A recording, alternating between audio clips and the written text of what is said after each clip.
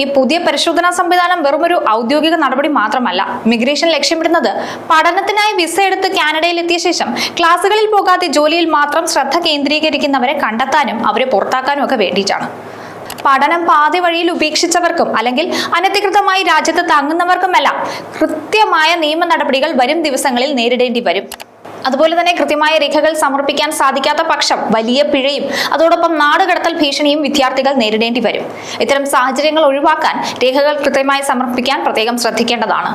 അതേസമയം 2026 ജനുവരി മുതൽ പഠന വിസ ലഭിക്കാനുള്ള നിയമങ്ങൾ കുറച്ചുകൂടി കർക്കശമാക്കിയിട്ടുണ്ട്.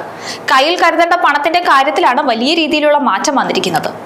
ഇപ്പോൾ ഒരാൾക്ക് താമസ സൗകര്യത്തിനും ഭക്ഷണത്തിനുമായി മാത്രം കുറഞ്ഞത് $22,895 കനേഡിയൻ ബാങ്ക് അക്കൗണ്ടിൽ ഉണ്ടാകണം.